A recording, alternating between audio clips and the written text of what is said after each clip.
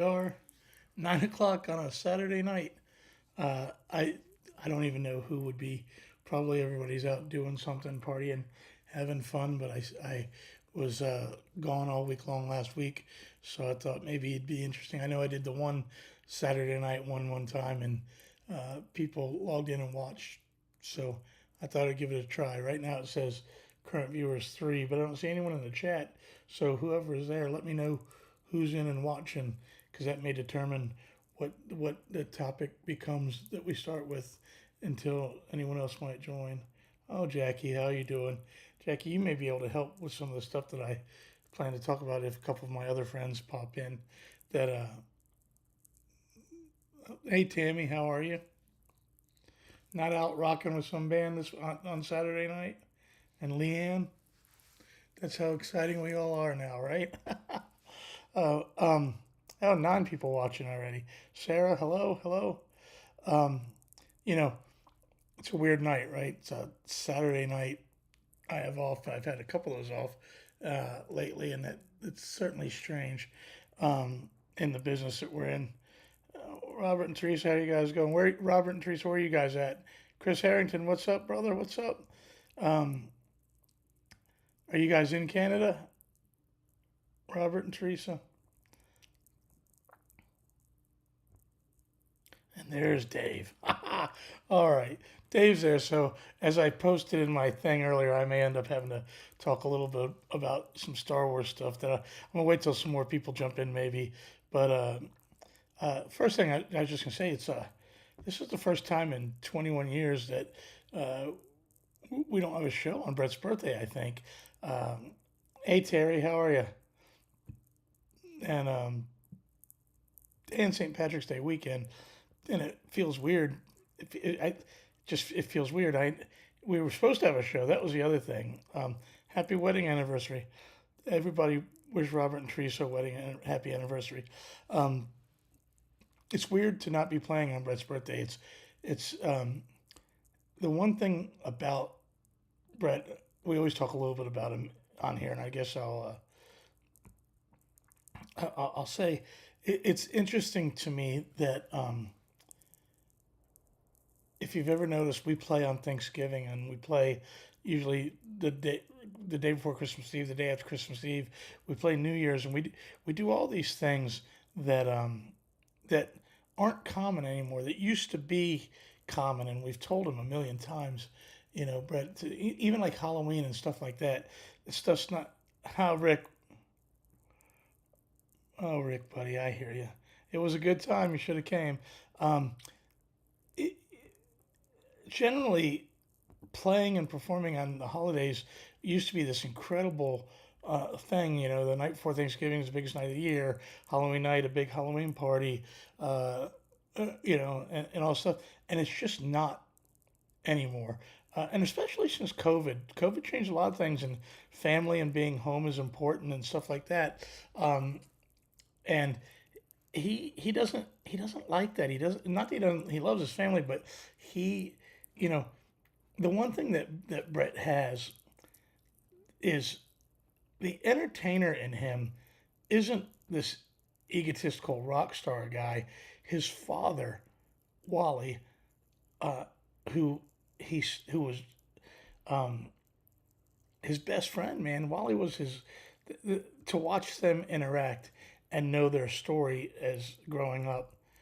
Julie, what do you, you were the last person I expected to see on. Julie's at the casino. We're supposed to be playing tonight.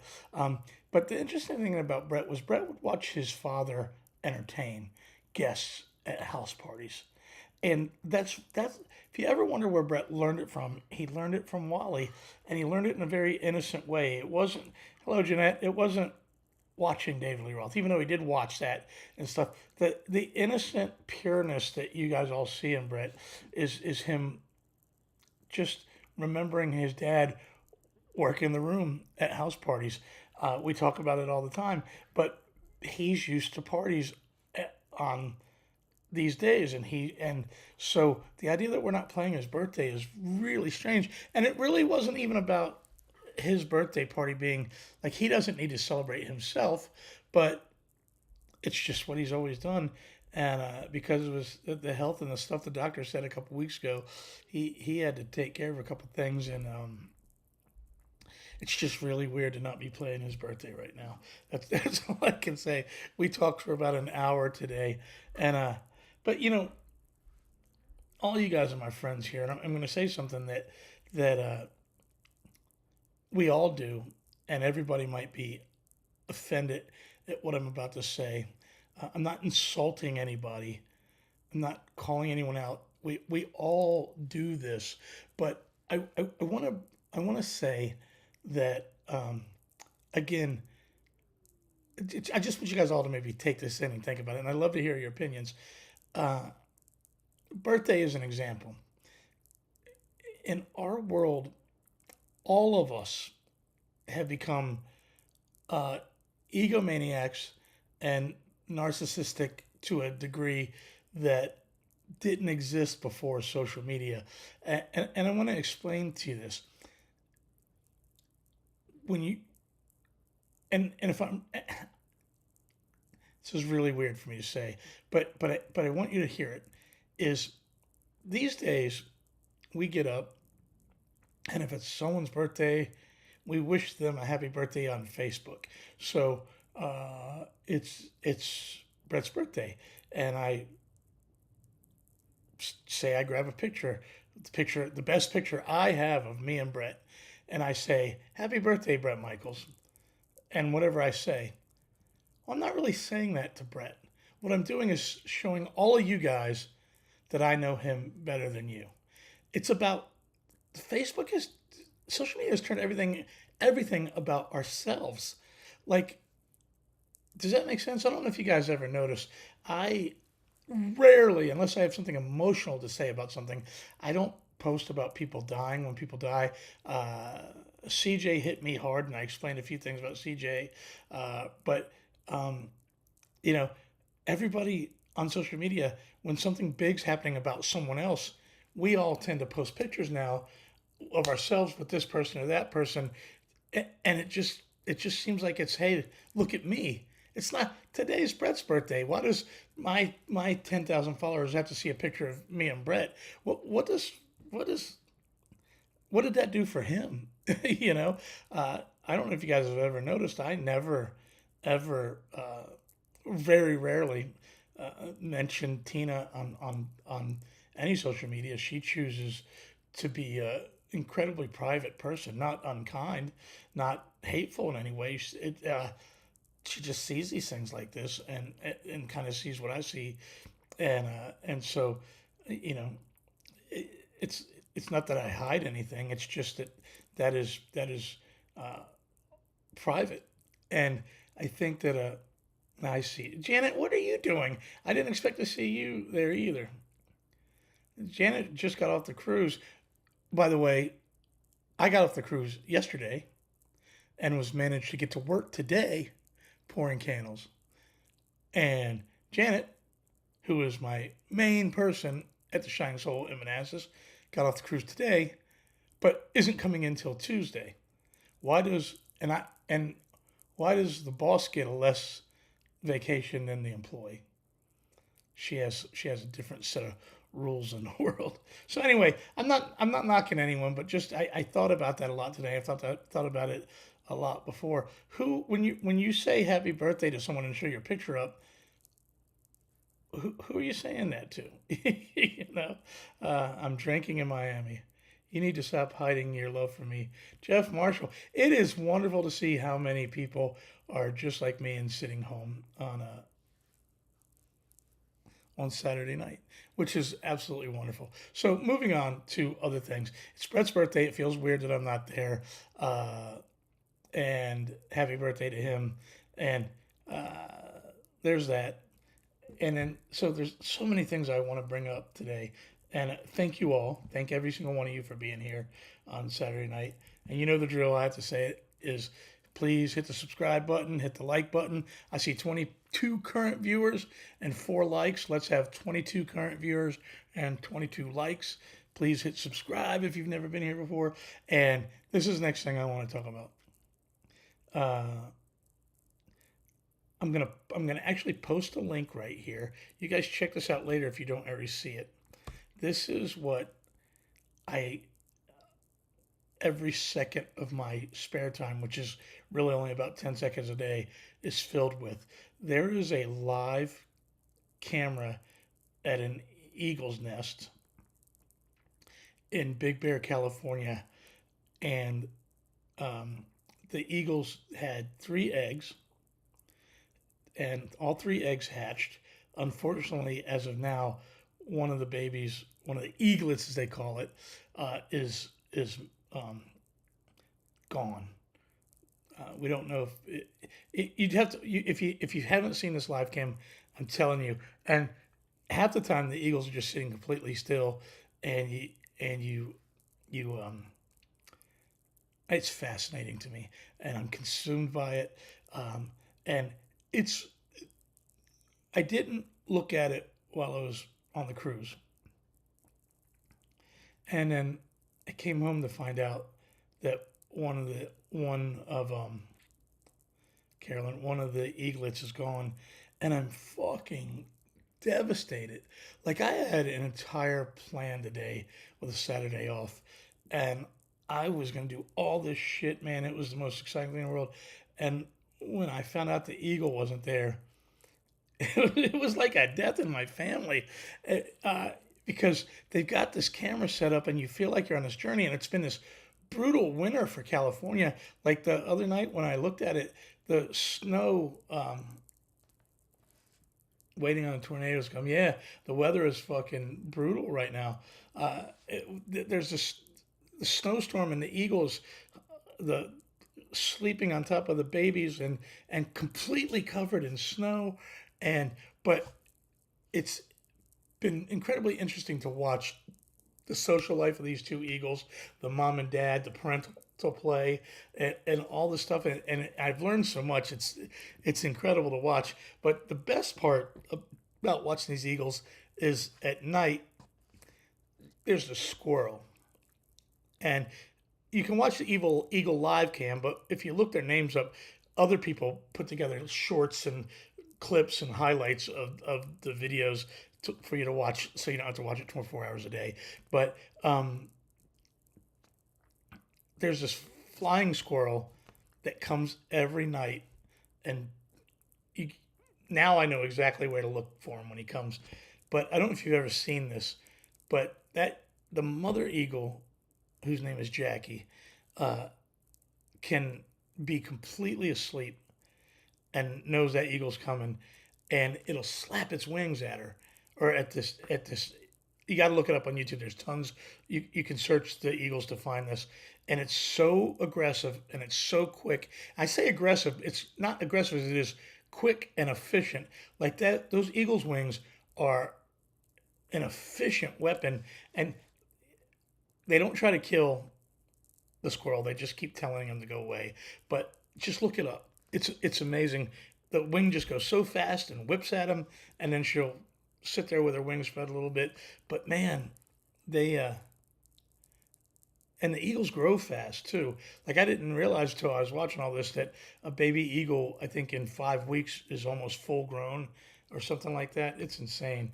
But if you guys have any interest in the nature and stuff like this, you'll fall in love and you'll be stuck. In fact, I want everybody to contact me after they go watch this thing and tell me they're not just fascinated by it. And one eagle's always in the nest. Maybe sometimes both of them leave for a second, but the father will come and then the mother will come. They'll trade time, and it's a real family dynamic. It's the real fucking thing. That's all I can say. It's the real thing, and it's crazy. So check that out, man. On my list of things. So you guys know that last week Chad was on the other boat, and you guys know the disaster, the tragedy that happened in his life. Really affected all those guys tremendously, and obviously Faster didn't come on the Monsters Rock cruise, but Chad did, and we did our thing, and we had such a great time, and got to hang out with lots of cool people and do lots and lots of cool things. I got to. I got to play Cry Tough with Brandon Gibbs, who plays with Ricky Rocket and was filled in for vocals on Brett when they tried to do it without Brett, uh, and Will Dowdy, who is Poison's official keyboard player, and Jimmy from Kicks. Uh, and we got to get out on that pool deck in front of thousands of people and play Cry Tough together. And what a crazy cool experience in my life. It was a very spiritual experience for Brandon, myself, and Will. We all talked about it. We're all friends.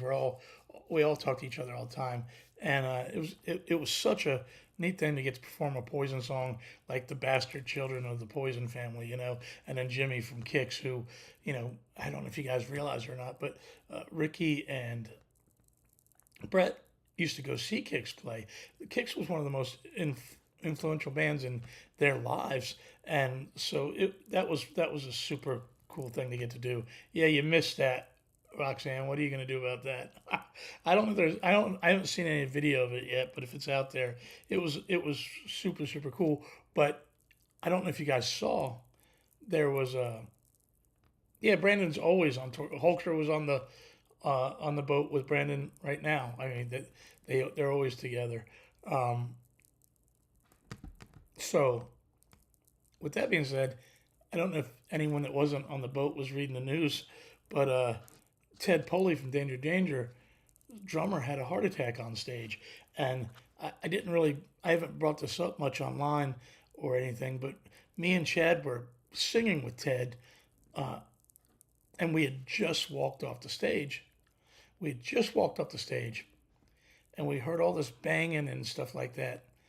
And it was Ted just trashing the drums. And we're like, holy shit, this was a great gig. What's Ted mad at? Like, is Ted and the drummer about to fight? What the fuck is about to go down?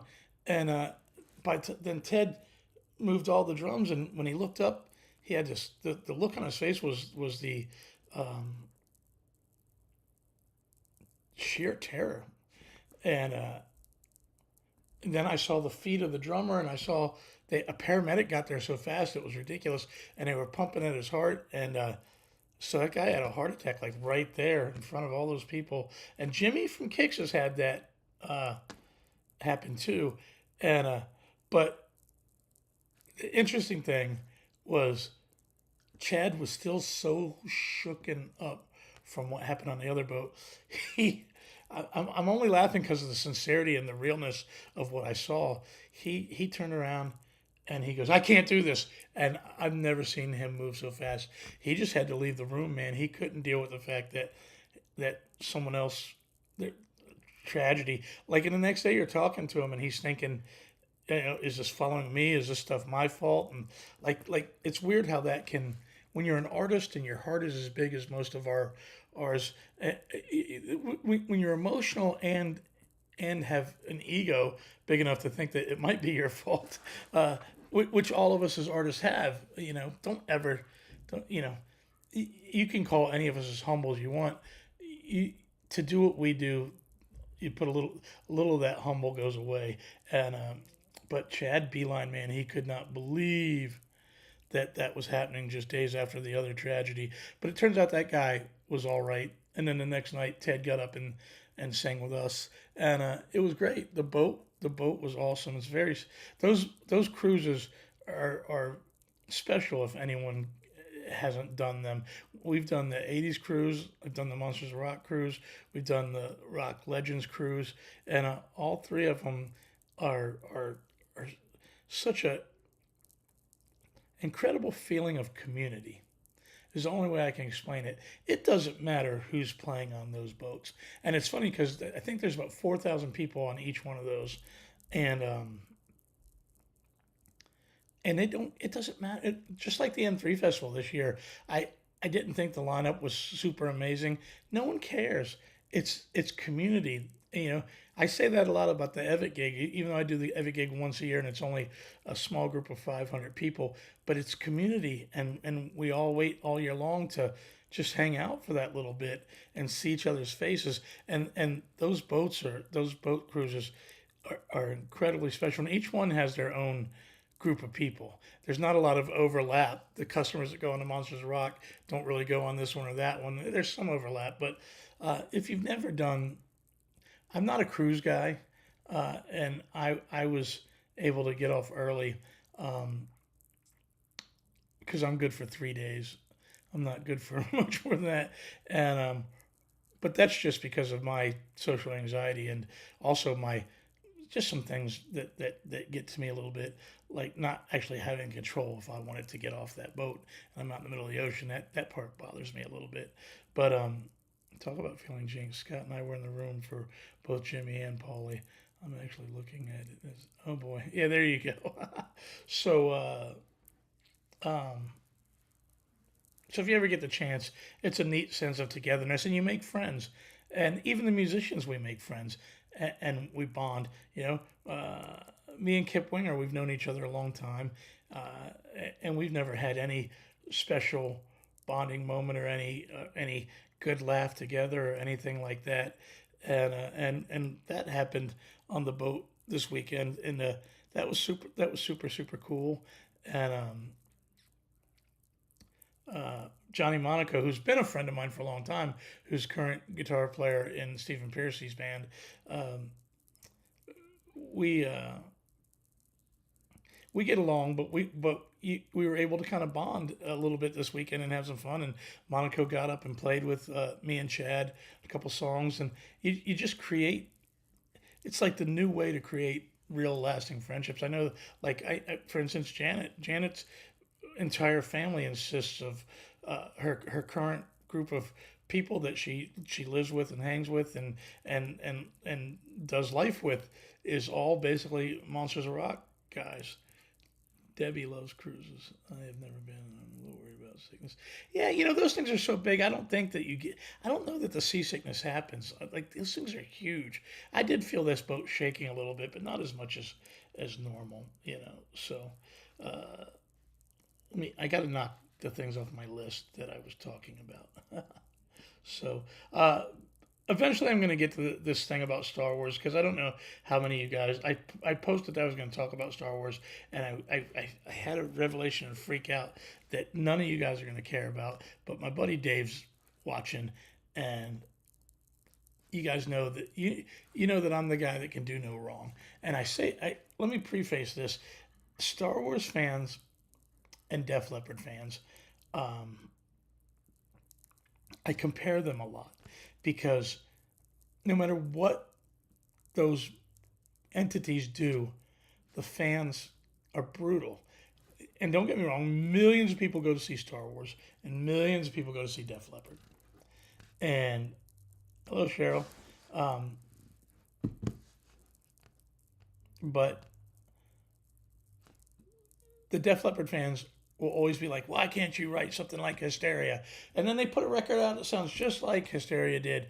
Why can't you come up with something new? It's this vicious circle. The same exact thing happens to Star Wars. I imagine it happens to everybody, but I see it happen to Def Leppard and Star Wars more than any two entities that I know. And with that being said, the Star Wars fans just go insane. Nothing. I always laughed. For any of you guys that aren't Star Wars fans, I just want to tell this story about the Han Solo movie. They made a Han Solo movie, and Ron Howard directed it, right? And Woody Harrelson is one of the big stars in it, who's an incredible actor. He does an incredible job. And the the movie The Last Jedi had come out, and the fans hated it, which is what I'm about to talk about in a second. The fans hated it. They hated it so bad that they never gave the Han Solo movie a chance, and they said all this terrible stuff about the Han Solo movie, and like Ron Howard. All I could think is Ron Howard is Hollywood. He's an incredible guy with incredible talent. So don't tell me it sucked. Like the reviews and stuff, Ron Howard knows what he's doing. The movie is a great movie. And now it's nice to see that I think about 10 years later now, because of streaming and stuff, everyone everyone loves Solo now. So they gave it a chance and everyone loves it. But just the beating that people give to artists is amazing. Like especially directors and stuff. You hear about these movies flopping and how terrible it is, but it's a version of their art, and it's not. It's just their version. Just to say something sucks, and I'm easily entertained. Uh, it's hard for me to if I watch any movie for about 5 minutes, I end up enthralled in it, and I have to watch it, and I find deep meaning in it. In even the stupidest animated movies in the world, I will believe that a higher power made me sit down and watch that to learn some life lesson, and there I am, taking it all in. So we're gonna move to this. I'm gonna try to talk fast because I think that Dave's my only Star Wars fan in there. By the way, 25 concurrent viewers, 12 likes. I don't know why it's so hard to hit the like button, but it'd be really cool if we hit the like button, um, and the subscribe button if this is your first time here, please. So here's the deal. If you're a Star Wars fan, you'll know what I'm about to say. And Dave, I need you to chime in because I've never heard anyone pick this apart, and I feel like an asshole for picking it apart. But here we go. In the movie The Last Jedi, Luke Skywalker lives on a planet that he has sequestered himself to live in privacy, so that he feels that the Jedi are bad. Contact's great. He feels like every he feels like there needs to be no more Jedi, and the only way for him to do that is to hide from everyone else in the galaxy and never let the Force happen again. Is basically the story. So he's living on this planet, and to make sure he never gets off of this planet, he throws his X-wing fighter into the ocean, dumps his X-wing into the ocean. In The Last Jedi, one of the biggest Easter eggs of the whole movie was that the door of his house is the wing from the X-wing, or part of the wing from his X-wing fighter. It was such a big deal when The Last Jedi came out. Everyone talked about it. Then 3 years later, The Rise of Skywalker comes out. In that movie, if you don't know the movie, a character named Rey returns to the island. Luke Skywalker is dead, but he comes back as a Force ghost. For all you Star Wars fans that know what that is, and he rises. So Rey comes to the island and decides she's going to do what Luke did and hide there so no one can ever, so she can't hurt anybody or whatever. So she smashes her ship all up. So she can't, now she burns her ship up.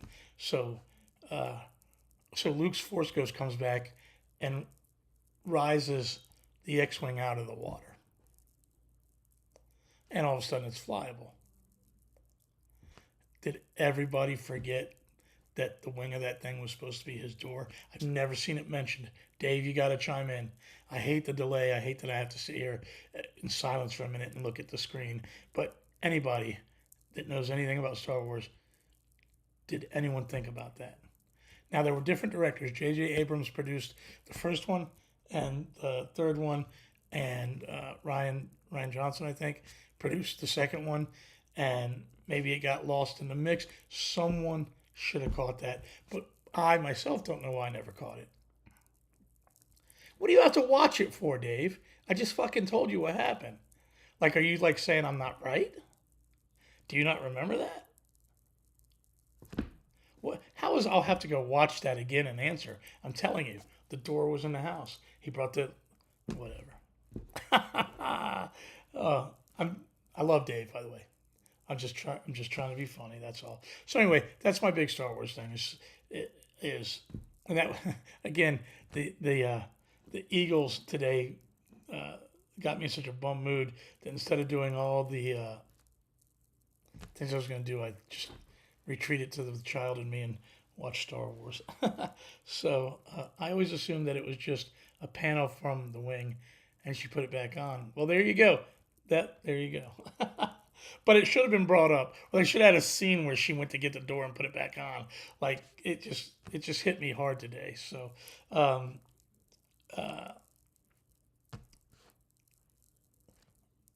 as far as so music wise, I don't know if you guys are seeing this.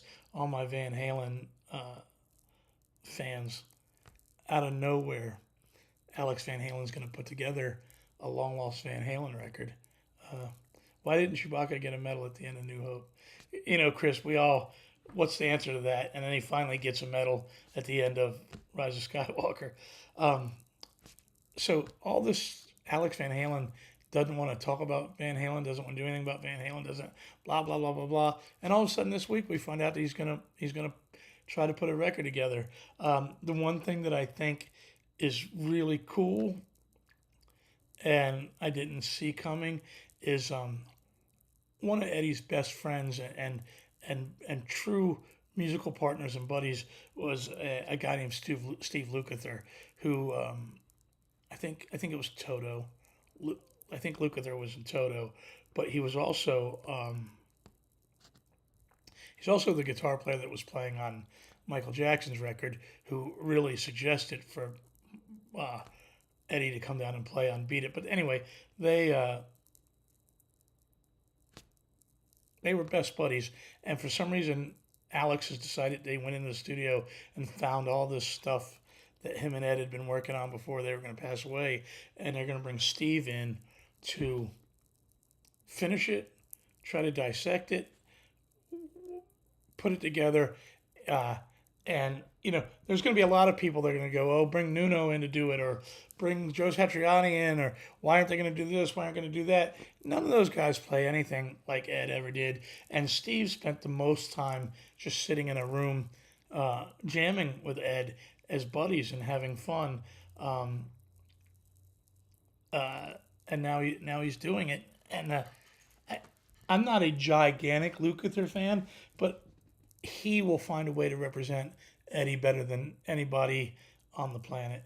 And I'm super excited to see how that works out. They're going to take riffs and music that Eddie already wrote and try to turn them into full songs. The question is going to be who's going to sing on it, right? That's going to be the biggest question. And by the way, speaking of Van Halen singers, let me tell you guys a great story from the boat. So, um, I don't know how many of you guys know this, but I have to tell a couple stories to make the impact. Um, when I was 19 or 20 and Van Halen 3 came out, um, the 80s music was over. Um, a lot of that was dying, and I was 19, maybe 20, and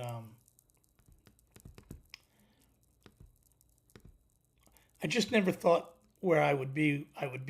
I hadn't lost hope in the music business yet, but I didn't think I would be in a time of my life where all of my childhood heroes would be part of my life. It's a very unique situation that's happened because the resurgence of the 80s came. I was working on my band and working to go forward, but what's happened in my world is completely different than I ever dreamed it would be. Um, you know, Brett doesn't necessarily hang out with, you know, the guys from Van Halen or the guys from Sabbath or Skinner, or well, yeah, it's the Skinner guys or Aerosmith. You usually move past your heroes, not past in a negative way, but uh, I'm in a different age group than my heroes, and I never expected to be this connected to all of them. Basically, that's what I'm saying, and I'm forever grateful. What clock, Mike?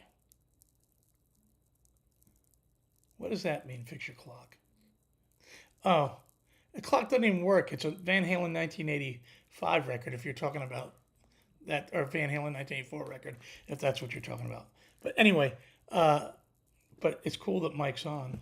If you guys don't know, Mike is like my oldest living friend there is. We've known each other since as long as me and Darren have known each other, and he's he's he was past me and all my shenanigans by the time we finished high school. So the fact that he's even checking it out on Saturday night is the greatest gift I could have. And he listened to Warrant today on vinyl, which makes him the coolest guy on the planet. Um, so back to when I was 19 or 20, whenever Van Halen 3 came out, I swore that day that if I ever saw Gary Sharon, I'd fucking tell him that he ruined Van Halen. What a childlike fucking attitude. But to give you an example of how childish this is of me, if I say I'm going to do something, I have to do it. Even if it takes me a lifetime, if I say I'm going to do something, I have to do it. And let me give you a terrible, terrible example of this. I used to carry this little pocket knife around with me. And when I was on the road with some odd reason, the version that had Bart Harris, Eric Spencer, Spencer James, and myself, we were down in Florida an enormous amount of times. And at one point, the drummer just wanted to stop and see this, if this 16-foot alligator was real. They say 16-foot alligators, whatever. And I didn't want to stop. And I was like, motherfucker, if we stop and we go in this fucking gift shop and that alligator is not real, I'm going to stab you. We walk in, the alligator is not real. I look him right in the eye and I said, man, I'm sorry. And I take the pocket knife and I just jam in his fucking leg. Not too far, but enough to say I did what I said I was going to do. So we laugh about it to this day. But I did it. So moving forward, we were playing with Gary Sharon's other band. They were opening up for us in Boston one night. And on this particular night, if you guys don't know, I get poison ivy in a severe way, like go to the hospital way. And I was in Arizona with Brett. We flew through the night back to Newark. And by the time I got to Newark, my entire body had been covered. And we had the guest services get me and Brett in a little cart and usher us out to the tour bus. And when the tour bus took me right to the hospital. And I was so covered in it that my feet were so swollen I couldn't even put on shoes.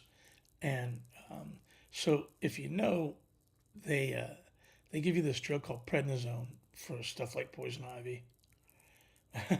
Mike knows.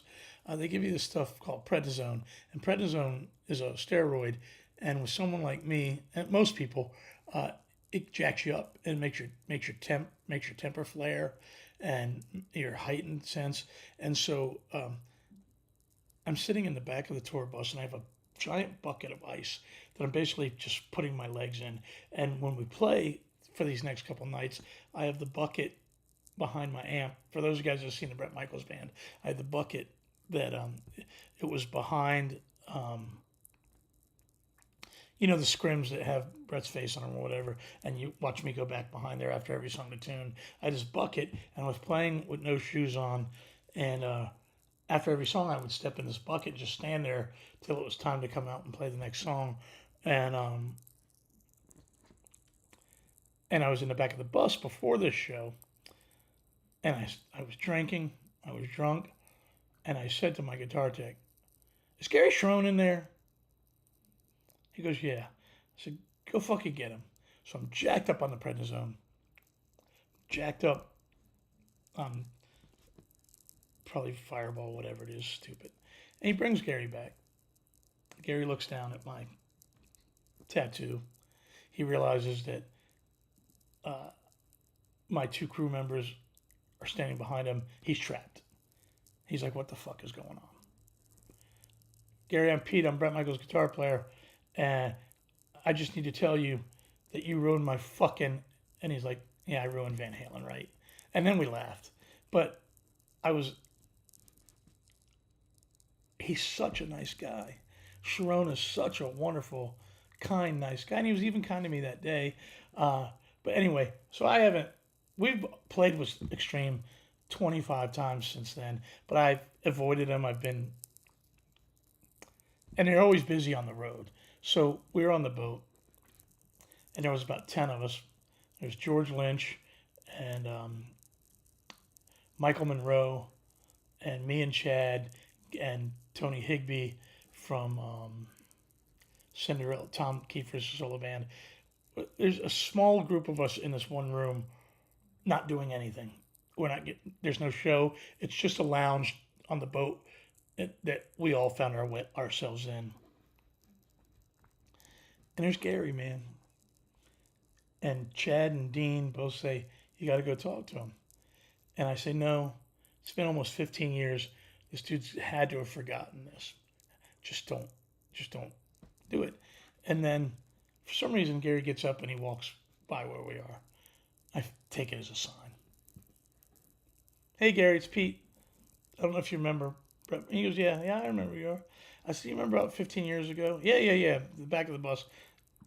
Basically, he remembered the whole thing. I said, well, for 15 years, I felt like a complete dick. Uh, and I explained to him about the poison ivy. He knew about the poison ivy, but I talked to him about the prednisone. And he goes, oh, you thought you were really aggressive at me. I said, yeah. He goes, I didn't really take it that way. He goes, we laughed or whatever. So then we sat and talked for a few minutes, and I saw Chad and Dean just staring, like, what's going to happen? What's going to happen? Is this going to go bad? And then we hugged, and then Gary turned and looked at Chad and Dean, and he goes, we patched it up. It's all good. And interestingly enough, as much as I like to speak my mind and say how I feel, I've felt like a dick for a long time because I don't, like I just said about movie makers, it's art. It's art. Nothing sucks. We just don't like it. When they were making Van Halen 3, Ed and him thought that was great. And maybe it is great to somebody, a lot of people. I've always said if one person likes any song I write, then my art was worth it. And so it's eaten me alive for the last 15 years that I told him that he ruined Van Halen. It's bothered me inside, and that's one demon out of my soul, and I don't know. It just felt good. That's probably the coolest part of the boat, other than playing "Cry Tough" with Jimmy from Kicks. So I just sharing that with you guys. I don't know if that meant anything to anybody, but Saturday night, right? So I talked about Star Wars. I talked about Brett's birthday. I talked about the Eagles. I talked about Van Halen. So now let's talk about our country falling apart again. I try every week to not bring it up, but I bring it up anyway. We attacked Yemen today, so here we go. The United States is dropping bombs. So does that mean it's the start of the war, as I always say?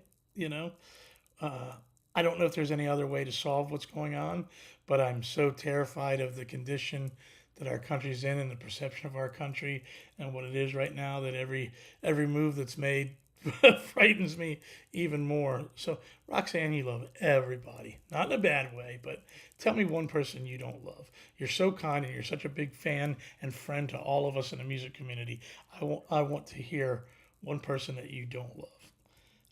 And that's not being said in a mean way. But yeah, so we dropped bombs on Yemen, and now what's going to happen?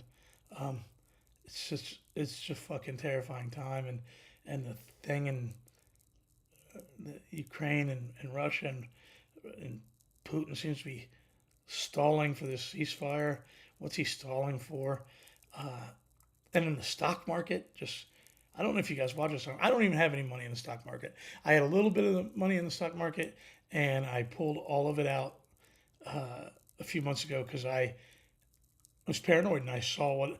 I'm not like I'm a prophet or a smart guy, but I just thought, you guys know, I think the world's falling apart, and I pulled all my money out of it. It was just a few $1,000s, but I don't know if you guys keep up, man. Crash Friday. It built itself back, but it only built itself back from the loss on Thursday. There was still been 2 solid weeks of loss. It's insane, man. And I know they're saying the gas prices are going down. That's great, but groceries are still going up. So it's just fucked, man. It's fucked. And every week you guys let me bitch about this for a little bit. Again, I'm not taking political sides. It's just fucked, and I don't see any way out of it other than the there's some suffering coming for for for who we are, and it just sucks. That's all. I've got nothing. There you go. I see 31 viewers now. Again, man, and 18 likes. Let's have 31 viewers and 31 likes. Just hit that button, please. Uh, Put money into chickens, right? That's it. Chickens. That's exactly it. Um, um, and then hit the like button. 31 and the subscribe button.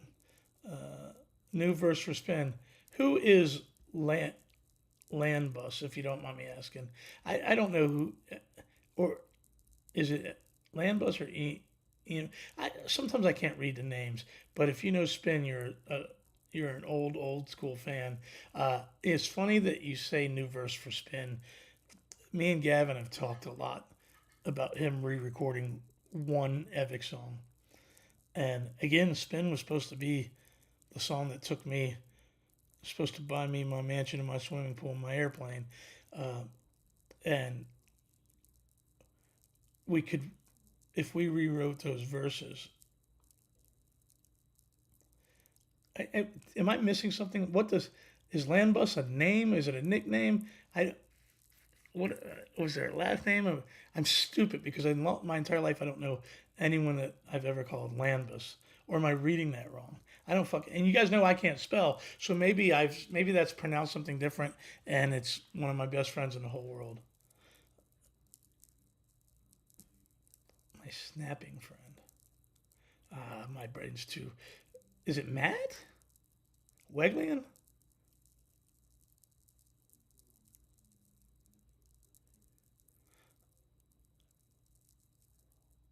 It's Weglian. My buddy Matt Weglian. What does Lambus fucking mean then? Ah. Anyway, me and Gavin have been talking a little bit, me more than him, about rewriting the verses to spin and letting him take a crack at it. And that'd be interesting to have a multi generational version of a song, you know. So I think that would probably be cool. Um, so what else would I say in the last few minutes? And anyone got something on their mind to bring up? I wonder if Mike's still there. My buddy Mike Thompson put that Warrant record on today and listened to it in vinyl. Why do you call it a TV pilot? It was a video for a song. Oh, Lambus was a TV pilot.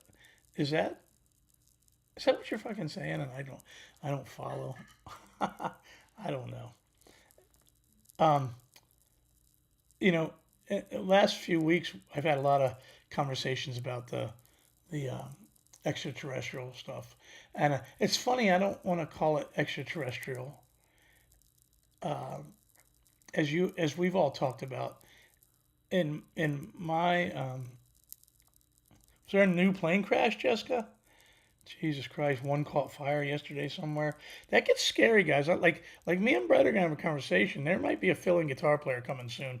I'm turning into a. The paranoia level is gigantic, and getting on those planes. I had a hard time getting on the plane yesterday to come home from the Bahamas. Like a hard time. Uh, have you had any interesting experiences since Kevin? I have, but the one thing I don't think people understand is those experiences happen to me consistently all the time. It's not, if you're an experiencer of those things, it doesn't just happen once. It's part of your life. But um, uh,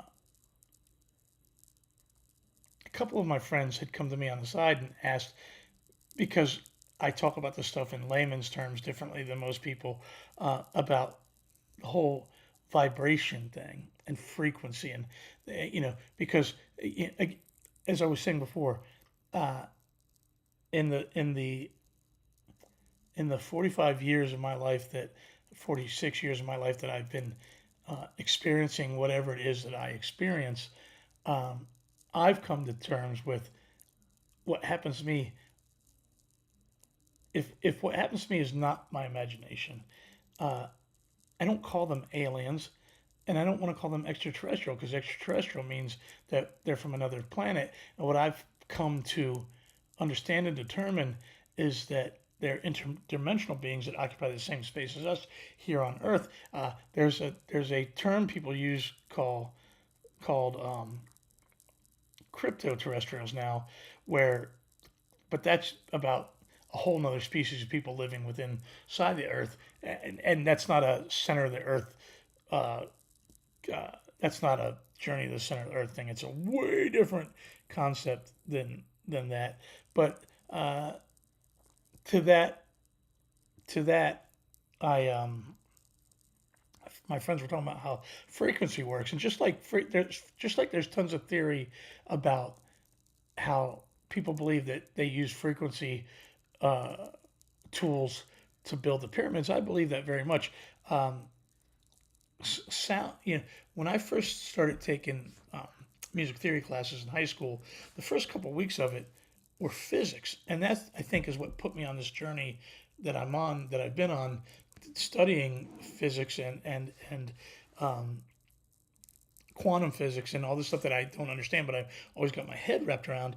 But a lot of that has to do with the fact that everything in the world vibrates, and a certain level of vibration is what forms different versions of different solids, different things. It's what makes what everything makes, but it's all frequency.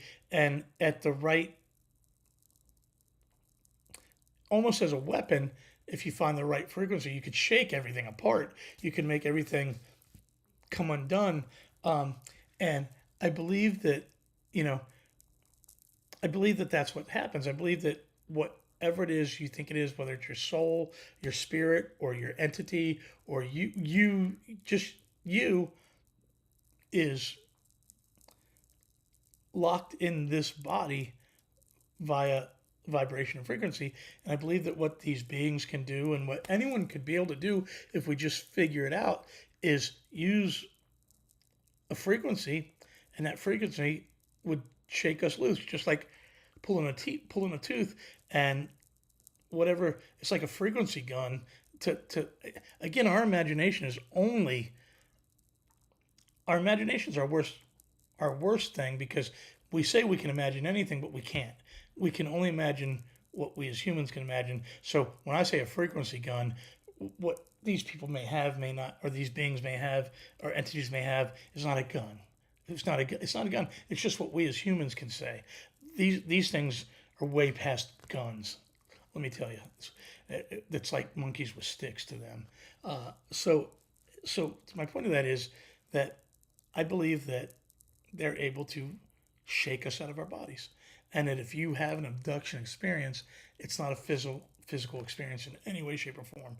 I believe that it's your soul being taken somewhere, and they have to manifest whatever they're manifesting to you in ways that you understand it. You're only trapped in this physical 3D world that we're living in, and they show us things the only way we can understand it. But simply put, it's all frequency, it's all sound. Sometimes I think that I was a musician because I was led astray. Sometimes I think maybe I was meant to do something way different, but frequency is sound, and I fell in love with sound. I fell in love with music, and I understand that frequency, just when you write a song, all those frequencies together make that magic moment that make you love that song. That's frequency, and that's power that that we can't comprehend. All we know is it feels good, or it feels bad. When you hear a song you don't like, those are frequencies that rub you the wrong way. And so, again, a couple of my friends have asked about it. I can't explain it any better than that my way, but I believe that's how it is, and I believe that you can learn to shake yourself out of your body. Um, and people call that astral projection. Whatever it's called, it has to do with sound, just like plucking a guitar string, tuning a guitar. It is a frequency that locks you in your body, and it's also a frequency that sets you loose. I don't think that answers what my friend was asking me about, or if they're even watching, but But that's my take on frequency. And frequencies are healing too. We're learning more and more and more. And there's frequencies within frequencies. It's just like dimensions within dimensions. To a musician in the United States, we use a 12 tone scale, only 12 notes. Um, and we think that that is pleasing to our ears, and that's what it is. Well, in our world of music or frequency, there's 12 tones. And in, uh, in Middle Eastern music, I think there's 16 or 17 tones in their scale. Um, and then that stuff is sometimes when you guys or me or any of us are hearing this stuff, um,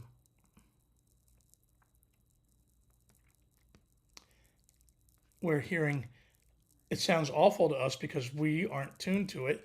But even in our own physical reality in the Middle East, just 3,000 miles away, they're shaking those frequencies up differently, and it's pleasant to their ears, pleasant to them. So my point of that is there's frequency within frequency within frequency. So even our tools that we have, our oscilloscopes and our tone generators and our musical instruments and all that stuff, they might not be able to break down the frequencies that do these things. We might not have the tools. Eric, I was just talking about you, buddy. There he is. Eric Spencer, the drummer. And I was talking about the story about taking the pocket knife and ramming it in your leg in Florida. How are you, brother? It's good to see you on here, even though we're 4 minutes from being done. uh, but that's what that. So my point again is there's sound within sound within sound. There's different things, and I think that that's how it's done, and I think one day uh, we will all learn this, and we'll be able to move the blocks of the pyramids, and we'll be able to heal each other. That's what we're talking about. I believe that we'll be able to heal with sound and frequency. And a lot of people still do this. A lot of people are doing it, but I think we haven't even unlocked. It's like unlocking different dimensions with frequency and sound. We have to unlock way more and go way, way deeper until we find the tools that will actually uh, do float those blocks on like they did, and why we lost that technology and how that got lost on us. That's the great mystery to me. Why is that? Why did that get taken away from us? Also, it's funny. Someone asked had I had any experience since I went to the cabin. Um, yeah, all kinds of stuff happens all the time. But the one thing I wanted to say is next Friday I'm actually going to lunch with Whitley Strieber. I'm meeting him in California, and we get to go to lunch, and so that's exciting. I finally get to meet him face to face. So something amazing has come from my buddy Jeremy hooking me up with my buddy Gordon, who hooked me up with Anthony. So Eric, in short, I only got a couple minutes left. If you're saying you just saw my post about the Star Wars thing, I'm going to tell you this. I'm going to say it again one more time. I'm sorry anyone has to listen. In the Last Jedi, Luke's door was the X-wing wing. That was such a big deal that it was the wing, right? But in Rise of Skywalker, he rises the X-wing out of the water and she flies it away. So is that a giant fucking plot hole? Because no one ever talked about it. I don't. Did you ever pick up on that or think about that? Did he lift it up and then they went and put that part of the wing back on the X-wing? Did the X-wing fly without that part? I was watching Last Jedi today instead of doing anything productive, and that hit me. And I dreamed that I was going to have 500 Star Wars fans in my thing today talking about it. Uh-oh. Dave Doesn't says he texted a thing.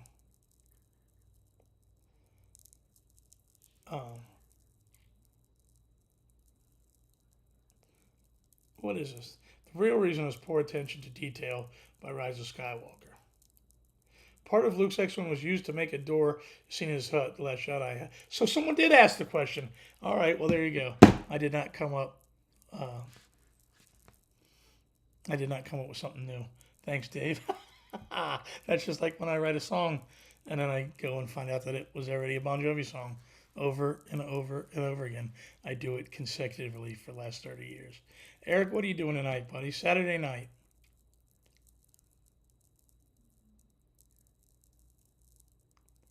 I don't know. I talked about aliens for a minute. I talked about Star Wars. Talked about our country fucking up. I talked about the Eagles.